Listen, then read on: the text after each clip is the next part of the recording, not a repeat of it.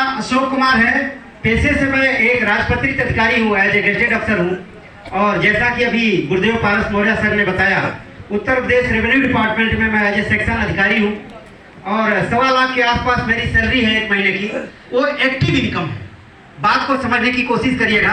आज मेरा टाइम नहीं है क्योंकि हमारे बीच में बहुत ही खूबसूरत, बहुत ही महान एक लीडर आज हमारे बीच में आए हुए हैं। मैं चाहूंगा हमारे बीच में पंजाब लुधियाना से जिनको शेरे पंजाब का दर्जा दिया गया है, गुरुदेव श्री जयेश बिंद सर का पदार्पण हो चुका है। मैं जोरदार तालियां सर के लिए चाहूंगा। तो बहुत कुछ मिलने वाला है, लेकिन उन्हें मिलेगा जो यहाँ बैठे रहेंगे। तो आप जाने वाले तो नहीं है? जाने वाले तो नहीं है? सारे लोगों की आवाज मेरी है। अगर एक राजपत्रित अधिकारी को आरसीएम बिजनेस की जरूरत है तो मेरा मानना है हिंदुस्तान में 95% लोग ऐसे हैं जिनकी 1 महीने की इनकम मुझसे कम है। सभी को आवश्यकता है। Yes sir, no? तो आप सभी को 2 घंटे इस हाल में रहना होगा, शरीर से और मन से। क्या आप रह सकते हैं? क्योंकि आज आपके जीवन में वो घटित होगा जो शायद आपने कभी कल्पना भी नहीं किया हो। उसका रीजन क्या है मैं अगर आपको बताऊं तो सरकारी अधिकारियों को एक बड़ा घमंड होता है, ईगो होता है। क्या ईगो होता है? पद का, ओहदे का घमंड होता है नहीं। और अगर पढ़ाई लिखाई अच्छी हो तो और ज्यादा ईगो डबल हो जाता है। मैं आपको बताना चाहूंगा, मैं एमएससी हूँ, गोल्ड मेडलिस्ट हूँ और पब्लिक सर्विस कमीशन से मेरा चयन हुआ है। तो बड़ा ईगो था मेरे अंदर कि मैं एक बड़ा अधिकारी हूँ। लेकिन जब पहली बार ऐसे प्रोग्राम में गया तो मेरा अहंकार सबसे पहली बार टूटा, क्योंकि जो व्यक्ति आए थे वो मुझसे कम पढ़े लिखे थे, लेकिन मेरी इनकम की 20 गुना ज्यादा इनकम उनकी थी। 50 लाख रुपीज पर मंथ। कल्पना करो जरा। तब मुझे समझ में आया कि धरती का जो सबसे बड़ी पावरफुल चीज है वो सरकारी नौकरी नहीं है, कोई बिजनेस नहीं है, बल्कि डायरेक्ट सेलिंग बिजनेस है, जो आज 21वीं सदी का सबसे बड़ा व्यापार है। अगर आपको समझ में ना आए मेरी बात तो आप, ये पुस्तक दिख रही है बाहर, 21वीं सदी का व्यवसाय, ये उस राइटर की लेखक है जिनके पढ़ने वाले पूरे वर्ल्ड में लगभग की बात नहीं करता। 10 करोड़ लोग, इनका नाम आप सबने जाना होगा। रॉबर्ट टी कियोसाकी की लिखी हुई फेमस बुक है। 21वीं शताब्दी का सबसे बड़ा व्यवसाय डायरेक्ट सेलिंग बिजनेस होने वाला है। क्या आप लोगों को भरोसा है सर? बिल्कुल भरोसा है। तो मैं अपनी हाल में समझ में आया, जब हम किसी के ड्राइंग रूम में समझाते हैं तो आप बिजनेस नहीं समझ में आता, और एक्चुअल में जीवन में परिवर्तन तब होता है जब आपको आरसीएम बिजनेस समझ में आ जाए। तो कितने लोग हैं जो आरसीएम बिजनेस समझने वाले हैं? सभी लोग चाहते हैं। तो आज आप सभी को आरसीएम बिजनेस 1500 करोड़ की इंडस्ट्री आज आपको इस हाल के अंदर समझ में आएगी। जब यहाँ पे प्रोजेक्टर चलेगा और आप देखेंगे तब आपको समझ में आएगा कि अमेरिका में हमारे यहाँ से बहुत कम पॉपुलेशन है। अगर मैं बात करूं तो 40 करोड़ की आबादी यूएसए में है, हमारे यहाँ की आबादी 140 करोड़ पार हो चुकी है। हमारे यहाँ का व्यापार 2025 में 64,000 होगा और उनके यहाँ 3 लाख करोड़ हो रहा है ऑलरेडी। आप कल्पना करिए व्यापार कहाँ ज्यादा होना चाहिए? जहां पॉपुलेशन ज्यादा है, गरीबी ज्यादा है, बेरोजगारी ज्यादा है।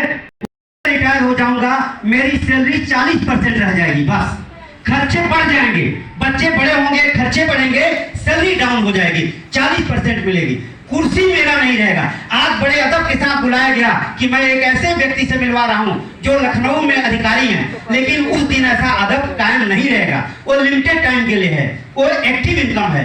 तो दूसरी बात समझ में आई, कुर्सी भी मेरी नहीं है, सैलरी भी मेरी नहीं है, पद भी मेरा नहीं है, प्रतिष्ठा भी मेरी नहीं है, ये सब गवर्नमेंट की है। और मैं जब रिटायर होऊंगा तो जहां से आई है वही चली जाएगी। Yes sir, no?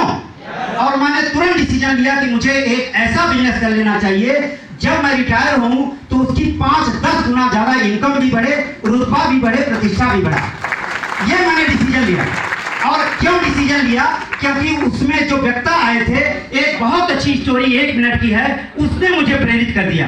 उन्होंने बताया कि एक राजा था, एक राज्य था, उस राज्य में एक अजीबोगरीब प्रथा थी। वहां पे राजा का चुनाव होता था और जब राजा का चुनाव होता था तो 5 साल के लिए राजा चुना जाता था। 5 साल के बाद उसको गद्दी से हटा दिया जाता था और नया राजा चुना जाता था। लेकिन हश्र क्या होता था, जो राजा हटाया जाता था वो लौट के फिर कभी नहीं आ सकता। उसका कारण क्या है? उसको एक जंगल में छोड़ा जाता था और उस जंगल में बहुत ही भूखे खूंखार शेर, भेड़िए, बाघ ऐसे जानवर होते थे जो खा डालते थे, और जो गया लौट के कभी नहीं आया। एट लास्ट एक राजा वहां चुना गया, बहुत ही परोपकारी राजा था, पूरी प्रजा को अपने बच्चों की तरह मानता था। जब 5 साल पूरे हुए तो एक मंत्री जी ने कहा कि अब कल दूसरे राजा का चयन होगा, आपकी विदाई हो जाएगी। पूरी प्रजा रोने लगी। प्रजा ने कहा कि नहीं मंत्री जी, ये नियम बदल दीजिए, इन्होंने बच्चों की तरह सेवा किया है, अब इनको हमेशा के लिए राजा बने रहने देना चाहिए। लेकिन मंत्री ने कहा नहीं, रूल इज रूल, नियम सबके लिए लागू होता है, इनको हटना ही पड़ेगा। और वो राजा भी बड़े सहर्ष, उन्होंने कहा नहीं, मैं हटने के लिए तैयार हूं, नियम जो है उसको तोड़ा नहीं जाना चाहिए।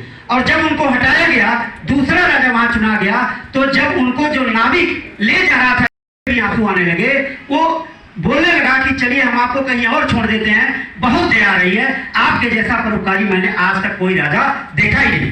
तो उसने कहा नहीं, मुझे आप जंगल में ले चलिए। और जैसे ही वो नाविक जंगल में ले गया तो देख करके बिल्कुल हैरान रह गया। उस जंगल में, जंगल की जगह बहुत ही शानदार महल बनके तैयार हुआ, बहुत गजब का महल तैयार था। जैसा महल वहां था उसी तरह दूसरा महल भी तैयार था। और राजा ने कहा कि देखिए, अब मैं यहाँ चैन से रहूंगा, मुझे मरना नहीं पड़ेगा। तो नाविक ने पूछा कि महाराज कोई बात समझ में नहीं आई। उन्होंने कहा देखो, 10 घंटे मैं प्रजा की सेवा में लगाता था, लेकिन 2 घंटे पार्ट टाइम में मैं इस जंगल की सफाई करवाता था, क्योंकि मुझे पता था 5 साल के बाद मेरा क्या होने वाला है। यस, सब कुछ भी करते हैं, आपको पता होना चाहिए एक दिन आपकी शरीर साथ नहीं देगी, या आप नौकरी करते हैं तो रिटायर होंगे। उसी दौरान मैंने प्रतिदिन 2 से 3 घंटे सीरियस लग करके इस बिजनेस को बिल्ड किया, और आज आपके सामने स्टार पल के लेवल पर है। इनकम सर ने बता दिया, इस लेवल पर जब भी आप आएंगे तो आपकी इनकम 50,000 से डाउन नहीं होगी, और ये 1 लाख के बीच ये होती रहेगी। और अब तो 1 मई के बाद एक और व्यवस्था आरसीएम में हो गई है, वो है बोनस, ग्रोथ बोनस। और हम लोगों को जब ग्रोथ बोनस मिलेगा तो उस महीने कम से कम 1.5 से 2 लाख तो बोनस मिलेगा। इनकम की बात ही छोड़ दीजिए। आप कल्पना करिए, सरकारी नौकरी में हम लोगों को बोनस नहीं मिलता, ग्रुप सी और ग्रुप डी वालों को बोनस मिलता, तो खुशहाली आ जाती है परिवार में। और जब 1.5 से 2 लाख बोनस मिलने वाला है तो क्या होने वाला है मार्च अप्रैल के अंदर, आप समझ सकते हैं। तो बहुत बहुत धन्यवाद, ज्यादा मैं बात नहीं करूंगा। सर ने जो बताया, गिनना मैंने भी बंद कर दिया, लेकिन अराउंड तकरीबन जब से आरसीएम मैं कर रहा हूं, एबव 50 to 1 करोड़, 50 लाख से 1 करोड़ के बीच की इनकम लगभग है। लेकिन ये कितनी है ये मैंने छोड़ दिया, क्योंकि मैं जानता हूं कि सिस्टम को फॉलो करिए, इनकम तो कंपनी खाते में आपको देती रहेगी। Thank you Gurudev.